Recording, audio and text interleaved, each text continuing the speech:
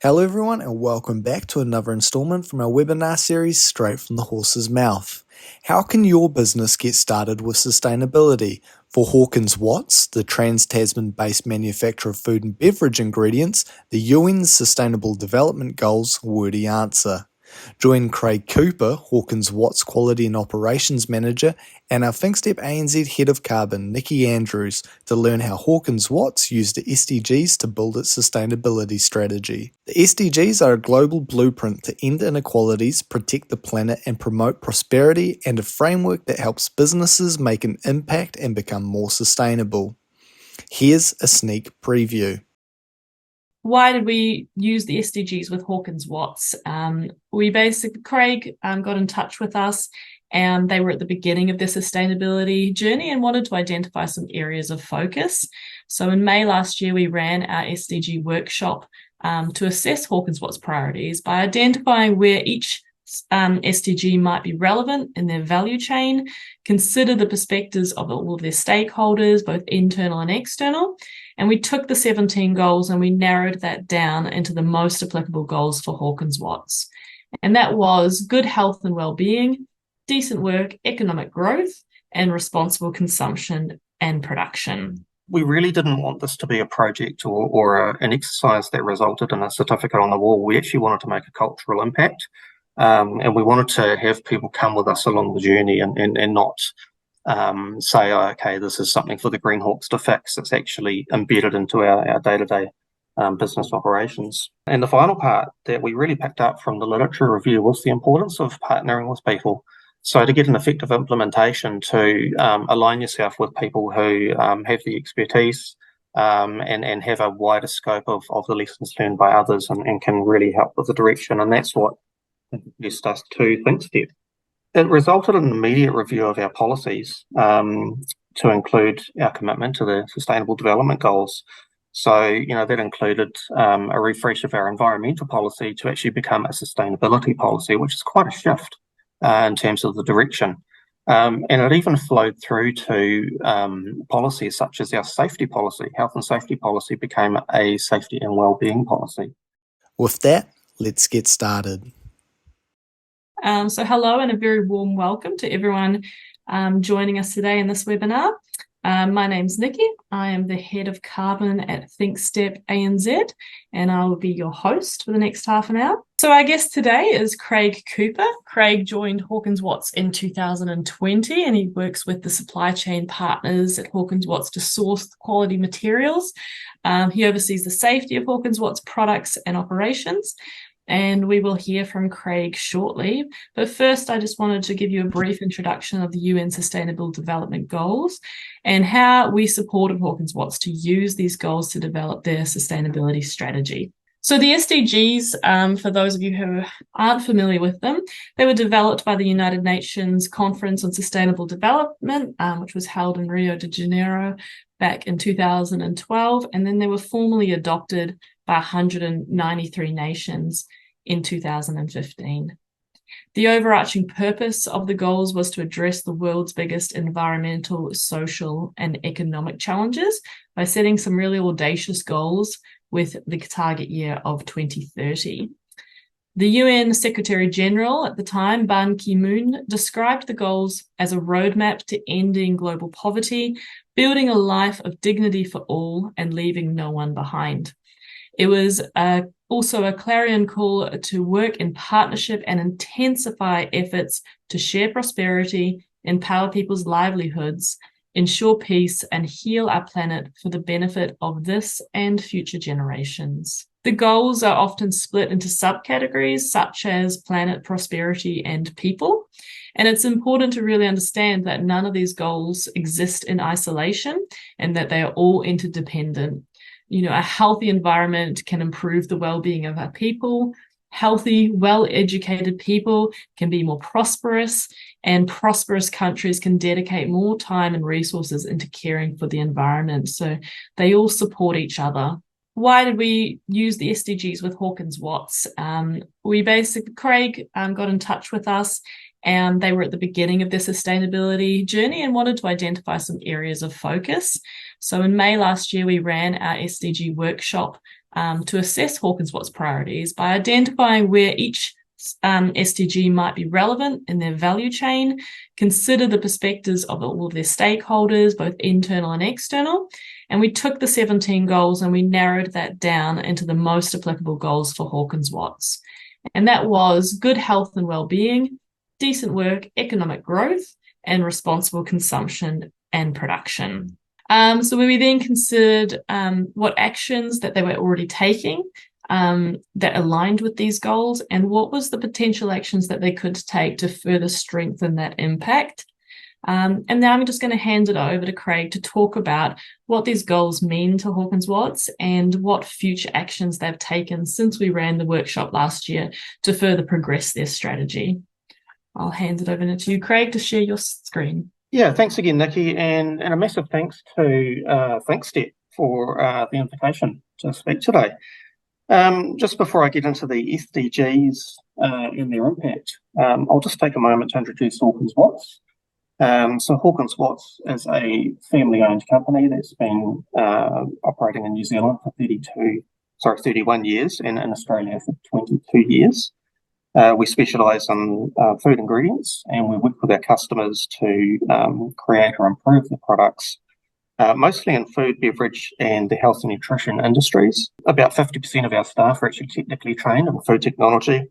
We also have a chef and a flavourist on staff.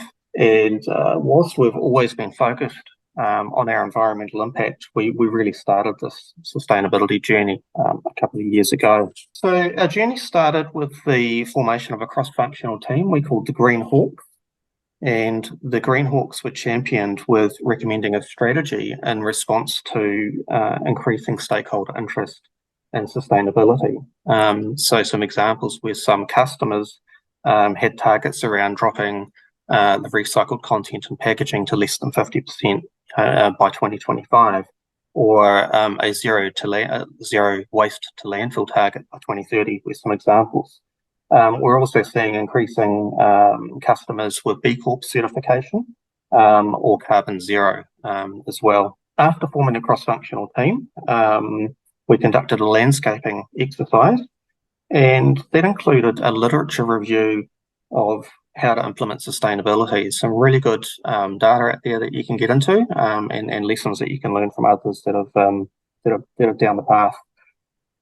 We also reviewed what our customers currently have and what they're asking for. We reviewed what our supply partners have in place and what their direction is, as well as our competitors.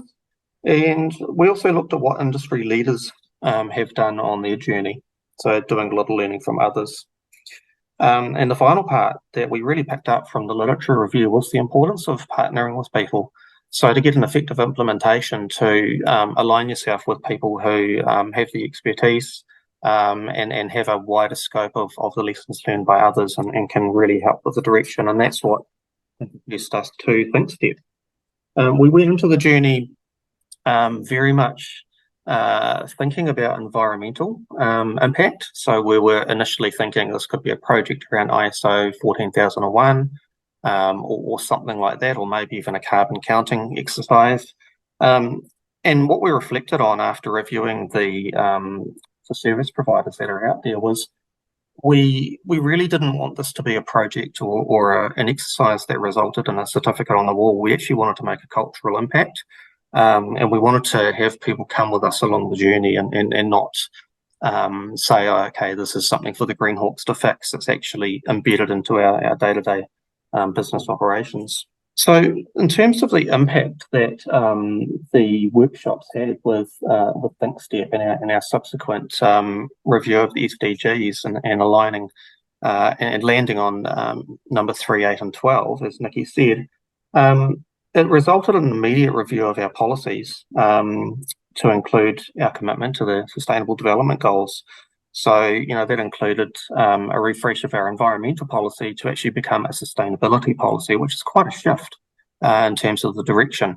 And it even flowed through to policies such as our safety policy. Health and safety policy became a safety and wellbeing policy to pick up on formalising some of the things that we do for our staff and their families that we're already doing and that we wanted to do in the future. So some examples of those were things like all of our staff members, no matter what they do in the company, have a Southern Cross membership for them and their families on a wellbeing plan, as well as occupational nurse visits coming in and writing up wellbeing plans with people and wellbeing goals in our one-on-ones. So we're already doing a lot in that space, but it was a case of formalising it. After the policy review, we actually looked at our company values, and our company values are something at Hawkins Watts that we want to live and breathe, and we talk about them regularly. We talk about them generally in all team meetings. We have a monthly team lunch, and it's something that we actively talk to our customers and our supply partners about.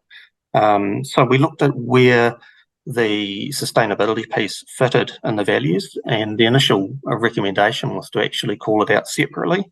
But the Greenhawks felt again that this would turn into a bit of a project, and we wanted to bring it into the existing values where we could, and just make it a part of day-to-day conversation. So we landed on our responsibility value, and we included it into the wording of that, and we did some subtle colour changes, made it green, which is what people generally associate with the company in terms of the sustainability approach.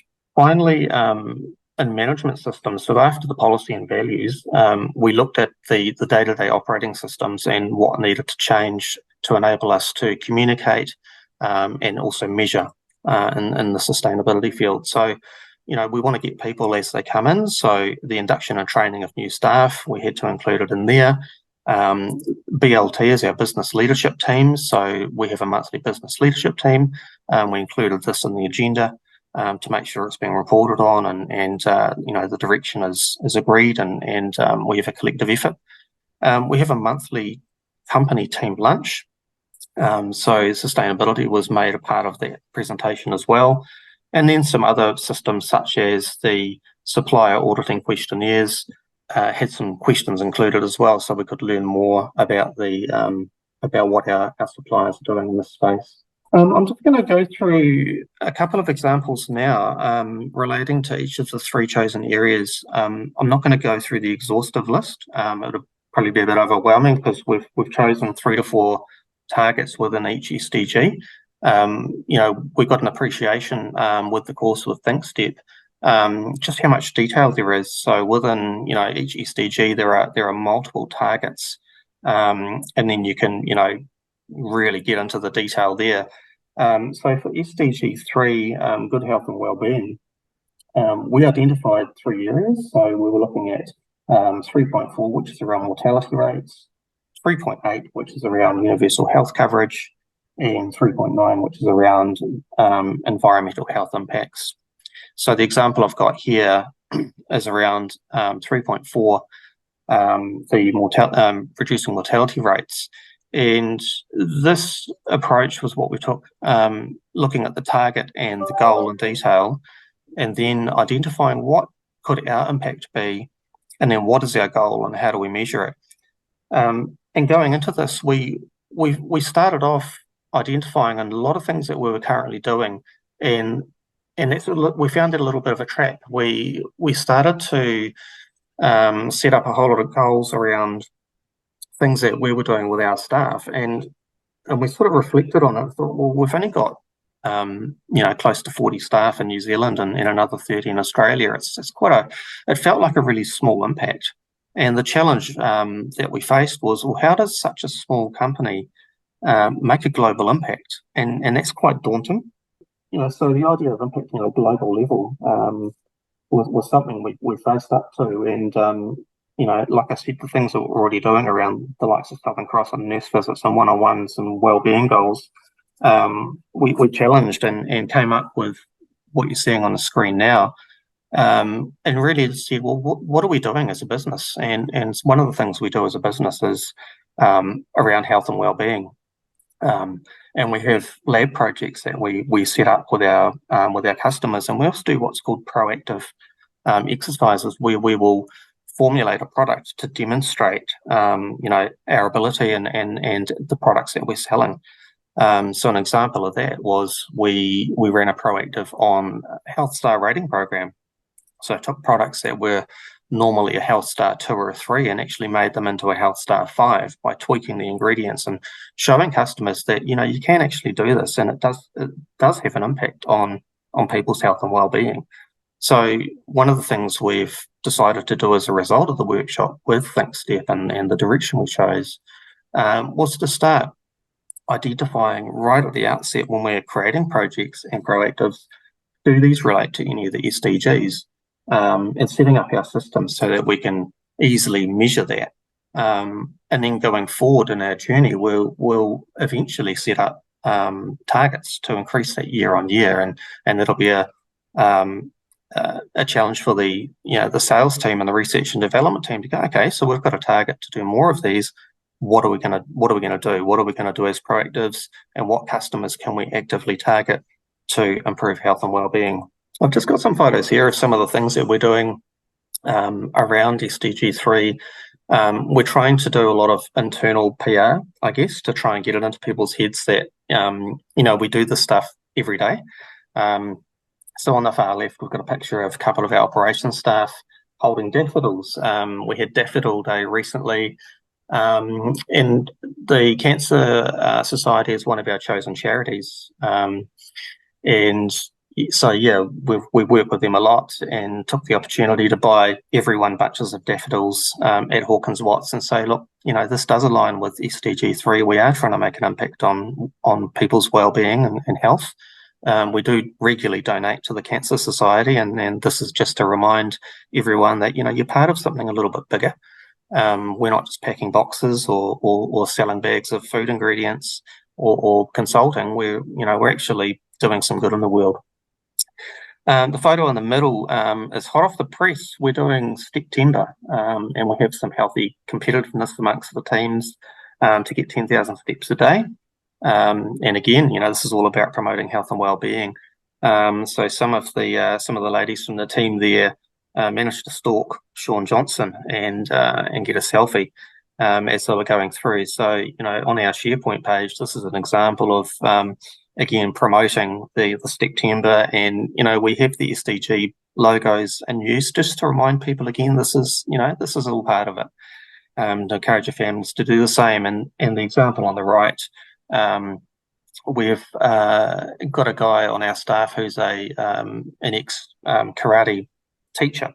Used to run a business, and the staff were interested in actually learning self-defense. So the company made it available for all staff to actually learn self-defense. So we run a monthly self-defense class, and we actually had one of our supply partners join in on that day and have a bit of fun along the way. So it's about what can we do in the company to promote it, as well as what can we do in a more global sense.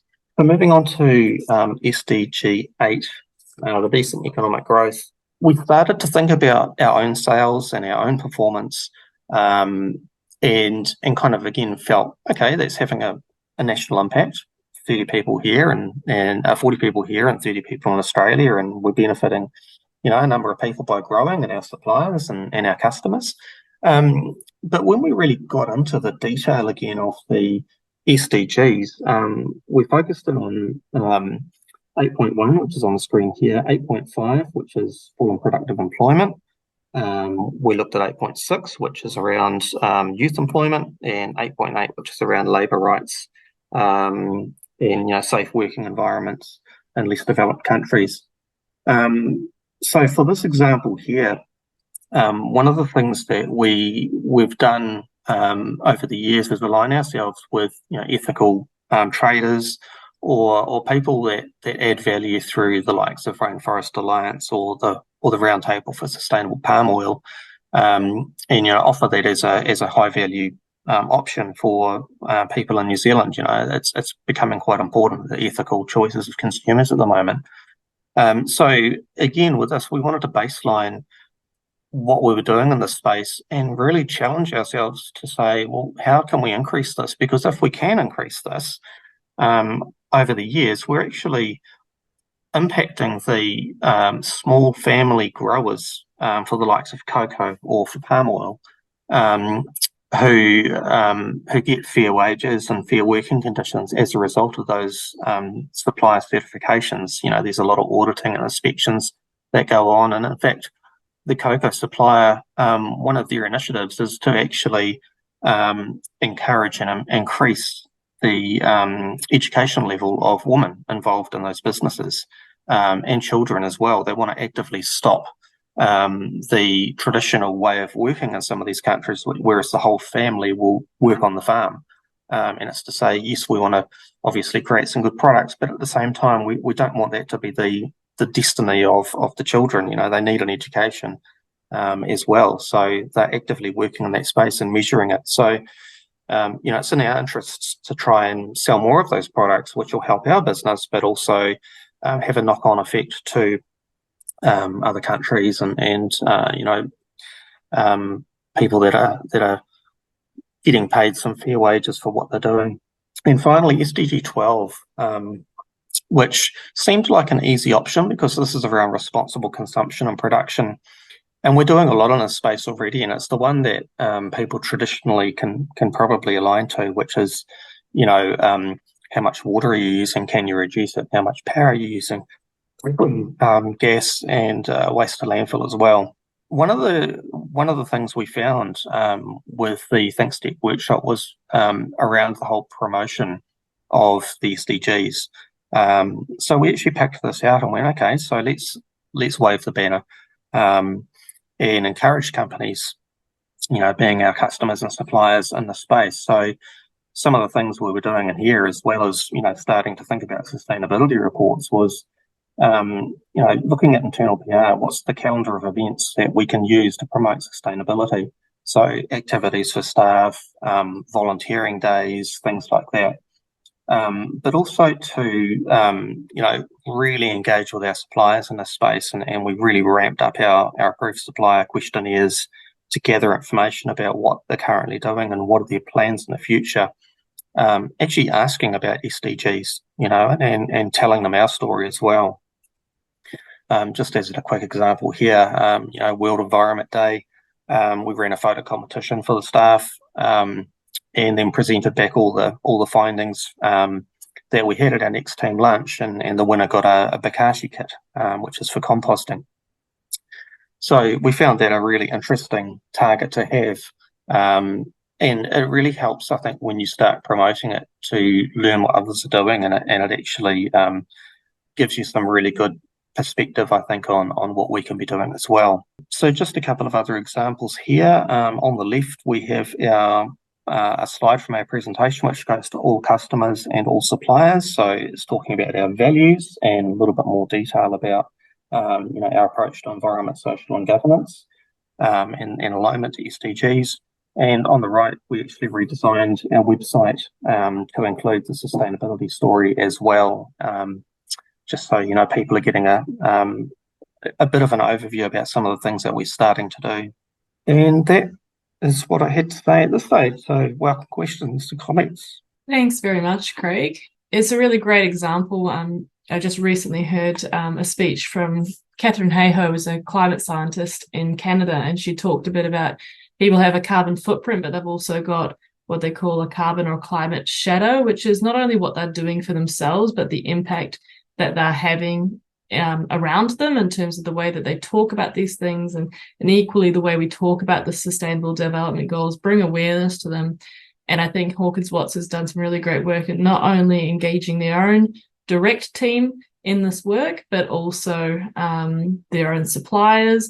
They're having a global impact by some of the fair trade type sourcing that they're doing, and making sure that both upstream and downstream, their own their customers, are all being impacted by the work that Hawkins Watts has done.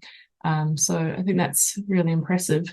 Yeah, so it was just a comment in there saying, did you see that the SDG summit on the 19th of September, that the declaration on the Sustainable Development Goals was signed? Some good new outcomes in there. That's a good point. I don't have a huge amount of background on that because it's only just happened a couple of days ago, but my understanding is that there was a political declaration to basically reinvigorate every country's focus on these goals, as it's probably lost a little bit in its momentum over the years, and maybe the issues of climate change and everything have overrode that a little bit because that's the current focus. But I think we all need to be thinking a little bit broader than just climate, because there are so many issues that, as we mentioned before, they're all interconnected.